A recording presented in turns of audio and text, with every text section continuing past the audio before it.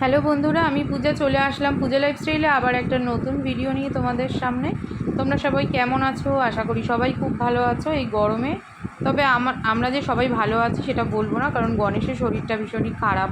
তোমরা তো জানো গণেশের হাতে লেগেছে, তো হাতটা এখন মোটামুটি অনেকটা ঠিক হওয়ার পথে, কিন্তু পুরোপুরি যতক্ষণ না ঠিক হচ্ছে ততক্ষণ ভালো আছি এটা সত্যি বলা যাচ্ছে না।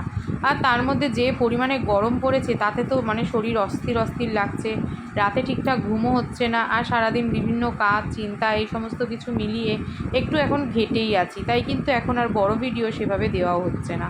শর্ট ভিডিওগুলো দেখতে তোমাদের কেমন লাগছে সেটা কিন্তু কমেন্ট বক্সে আমাকে অবশ্যই জানিও। মঙ্গলবার সকালবেলা টিউশানি ছিল, টিউশানি সেরে নিয়ে তারপর বেলায় একটু রান্নাবান্না করে নিলাম। একদম হালকা পাতলা একটা মাছের ঝোল করেছি আর উচ্ছে আলু দিয়ে ভেজেছি, গরম গরম ভাত করেছি। এবার করে নিয়ে ভাবছি একটু ঘরের কাজ করব। যেমন ধরো আজকে ইচ্ছা আছে একটু জুতোর র্যাকটা পরিষ্কার করার, খুব নোংরা হয়েছে প্রচণ্ড, মানে কি বলবো। আর অনেক অনেক জুতো আছে যেগুলো আমাদেরকে বাতিল করতে হবে, দেখো সেগুলো সমস্ত বাইরে করে দিয়েছি। অনেক জুতোর বাক্স রয়েছে যেগুলোতে জুতো নেই, ওদিকে বাক্স বোঝাই করে রেখে দিয়েছে আমার বর আর মেয়ে। সমস্ত কিছু দেখো পরিষ্কার করে ঘরটাকে আবারও একবার মুছে নিলাম। আর বিছানার চাদরটা ওই ঘরে তুলেছিলাম, এটাকে না গরম জলে ভিজিয়ে রেখেছিলাম, তার জন্য বেশ অনেকটা ভালো পরিষ্কারও হয়ে গেছে।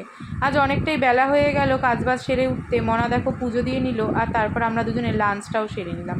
ভিডিওটা কেমন লাগলো কমেন্ট বক্সে অবশ্যই জানিও। ভালো লাগলে পেজটা ফলো করে পাশে থেকো, আর ইউটিউব চ্যানেলটা অবশ্যই সাবস্ক্রাইব করে দিও। টাটা।